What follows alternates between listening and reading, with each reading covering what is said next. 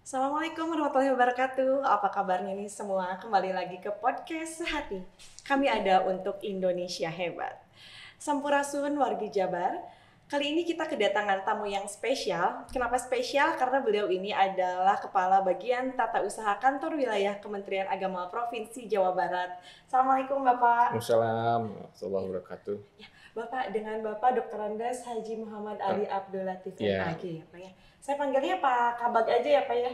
Pak Kabak boleh, Pak Ali boleh. Siap Pak Kabag deh ya Ya. Pak ya. Kali ini kita akan ngobrolin mengenai topik yang lagi rame di masyarakat nih Pak. Topiknya itu menarik karena mengenai seleksi CASN ya Pak ya. Seleksi CASN ini sendiri dibuka pertengahan September ya Pak? Eh, Kemarin dibuka pertengahan September. Oke. Masih banyak yang bingung nih Pak. CASN dengan CPNS itu sama nggak sih Pak? Gini ya, memang sekarang banyak yang mempertanyakan tentang CASN ini. Jadi sesuai dengan Undang-Undang Nomor 5 ya, Iya. mengenai Undang-Undang ASN ini 2014 bahwa CASN itu terdiri dari PNS dan P3K, Oh, oke. Yang pegawai dengan perjanjian kerja. Jadi dalam undang-undang dinyatakan bahwa yang disebut dengan pegawai pemerintah itu ada dua sekarang. yang Jadi membedakan ada PNS ya, pegawai negeri sipil dengan P3K. Nah itu dua-duanya disebut sebagai ASN. Gitu. CASN. Oke, oke. Sekarang Pak, pertanyaan selanjutnya. Formasi CASN di Kanwil Kemenag Jabar, Pak. Ada apa aja sih, Pak? Untuk formasi sekarang ini sesuai kita surat dari Sekretariat Jenderal bahwa kita Kementerian Agama sekarang membuka dua formasi. Iya. Nah, satu formasi untuk dari CASN ini adalah untuk CPNS dan yang kedua adalah formasi untuk P3K. Oh, iya. Nah, untuk formasi CPNS ini itu untuk para dosen. Jadi Dosen. Oh, para dosen, kemudian lulusan S2 untuk tahun dan ini. itu formasinya formasi umum. Nah, untuk P3K sekarang ini kita ada dua juga. Nah, formasi P3K itu ada formasi untuk P3K khusus dan P3K umum. Apa Nah, tuh, Pak? kalau P3K khusus itu adalah bagi yang dia telah melaksanakan honorer di Kementerian Agama. Iya, Jadi iya. para pegawai honorer di Kementerian Agama, kemudian dia di SK-kan oleh Kementerian Agama, dia bisa masuk dalam kategori sebagai P3K khusus. Khusus. Nah, yang kedua adalah P3K bagi umum. Jadi semua masyarakat, semua yang akan melamar bekerja sebagai P3K di Kementerian Agama ya bisa melaksanakan. Oh, iya, iya, iya. Jadi ada dua tadi ya Pak ya, P3K-nya umum dan khusus Khusus, iya. untuk honorer yang sudah bekerja di Kemenag, tapi umum mah ya buat semuanya aja Ya, yang buat daftar semuanya gitu ya aja. Pak ya. Tapi tetap harus dia ada keterangan telah pengalaman, tetap harus ada. Misalnya untuk umum, misalnya kategori untuk nanti pelamar P3K Pranata komputer, ya dia harus punya keahlian di bidang tersebut, pengalamannya selama 2 tahun, misalnya di perusahaan swasta, atau di yayasan, sekolah, dan lain sebagainya. Kan gitu.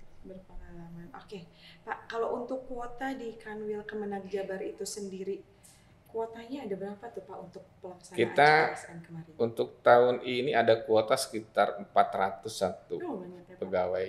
401 pegawai Iya. terdiri dari CASN dan CP3K. Dari 401 ini untuk itu saja kita. CP3K, Untuk CP3K kita. Oh, Kan oke. kalau untuk ASN itu di perguruan tinggi untuk dosen. Iya Pak. Kalau formasi terfavorit nih Pak berdasarkan kemarin, yang Ya. favorit apa nih Pak yang paling banyak diminati? Memang kita kemarin ini dari yang daftar kemarin yang sudah seharusnya sebetulnya ditutup hari ini ya, hari kemarin tanggal 9, tapi 9. karena ada kemarin sedikit trouble sehingga diperpanjang dalam 2 hari ini. Hingga Jadi tanggal 11 ya, dari Pak? 20.000 20.000 pelamar yang ada di kita itu favorit pertama adalah guru akidah akhlak. Jadi kita guru akidah akhlak ini ada sekitar 2.519 pelamar. Kemudian guru kelas 1.817 pelamar dan guru fikih 1.750-an pelamar. Itu yang paling banyak diminati ya Pak ya di memang tahun ini. Para guru yang berminat untuk ikut ya, tes P3K. Kalau untuk tahapan seleksi CASN, apa aja sih Pak tahapannya? Jadi tahapan untuk seleksi CP3K ini atau CASN ini juga sama ya, ada 3 tahapan. Pertama adalah seleksi administratif. Ya, yang seleksi administratif ini adalah mereka mengajukan lamaran-lamaran dengan berkas-berkas administratifnya secara online kepada kita untuk nanti kita verifikasi. Nah, seleksi ini nanti kalau mereka lulus itu berarti sudah tahap pertama mereka lulus administratif. Dan mereka nanti berhak untuk di tahap yang kedua yaitu tes CAT. Tes CAT, tes computer assisted test. Jadi mereka nanti tes secara online dan langsung hari itu juga, saat itu juga mereka nanti akan mengetahui poinnya apakah gitu, mereka nanti masuk atau tidak, passing grade-nya berapa dan lain sebagainya. Kelihatan. Jadi ya langsung Pak kelihatan. Nah, yang ketiga nanti bagi ada formasi-formasi khusus itu adalah tes bidang kemampuan. Tes bidang kemampuan. Oke Pak, kalau untuk CASN yang udah lulus nih Pak, itu nanti penempatannya ditentukan Kanwil Jabar atau oleh pusat gitu Pak? Jadi gini, kita Kementerian Agama Provinsi Jawa Barat itu punya 401 formasi. Nah, sebetulnya 401 formasi itu nanti juga sudah kita alokasikan di kabupaten kota sesuai dengan formasi nanti yang disampaikan dari Kementerian Menpan RB. Nah, jadi nanti kita akan mendapat misalnya Pranata komputer ada untuk alokasi di Kabupaten Bandung atau di Kota Sukabumi. Nah, nanti kita akan lihat di sana. Jadi formasi secara umumnya Jawa Barat itu ada 401 formasi yang nanti formasi itu ada di beberapa kabupaten kota. Oke Pak, kalau misalkan yang tadi ya Pak ya ngobrolin mengenai formasi untuk pengisian ASN nih Pak. Nah, background pendidikan dan pengalaman kerja itu harus linear nggak sih Pak dengan formasi yang dipilih? Ya, harus linear karena memang nanti salah satu verifikasi kita di administratif itu adalah linear. Jadi misalnya begini, dia gitu, akan melamar formasi penyuluh misalnya.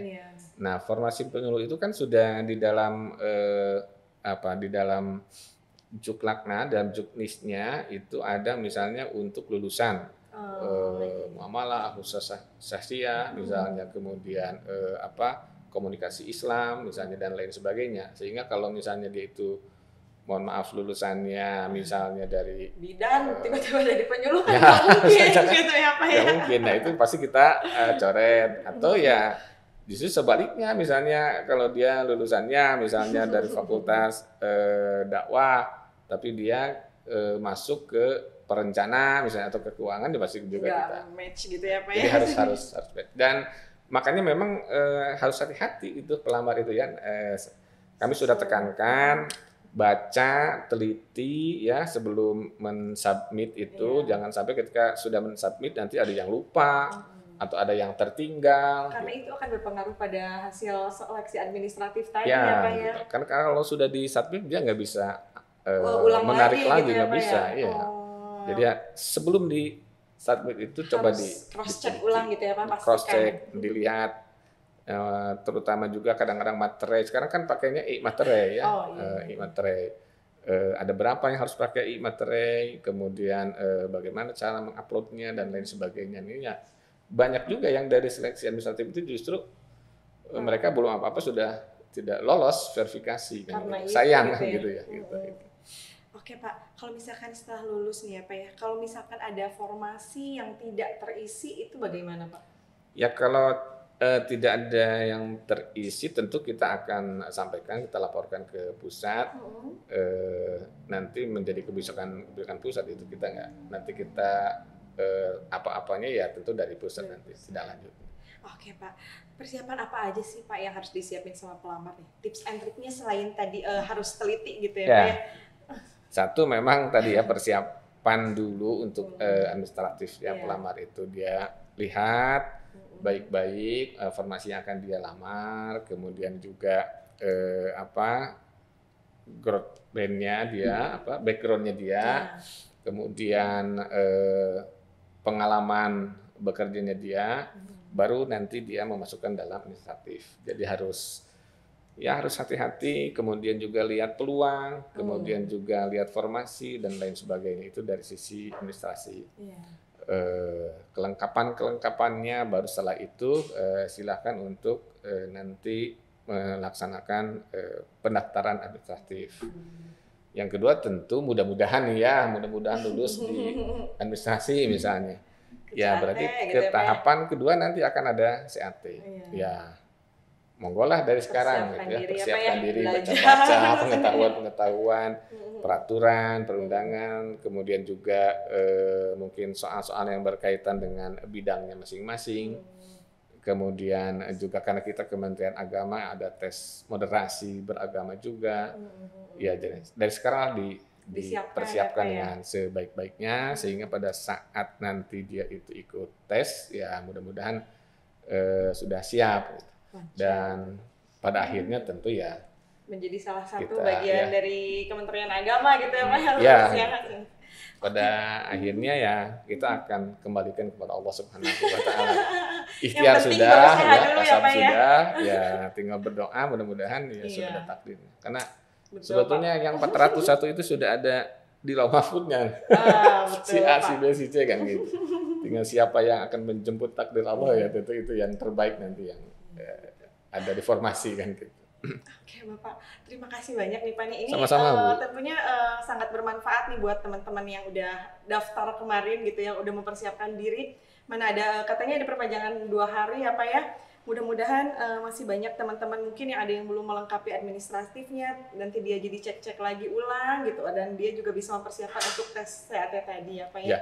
Oke Pak. Terutama memang untuk teman-teman kita yang belum men-submit ya. Karena kan kita sampai saat ini kita sudah ada 20 ribuan pelamar dan baru 9 ribuan yang melaksanakan submit.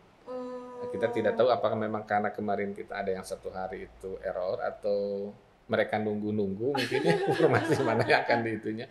Iya, ya, mungkin ada yang masih bingung mau formasi mana yang mau dilamar ya Pak ya. Oke Bapak, sekarang kita mau main kuis ya Pak ya.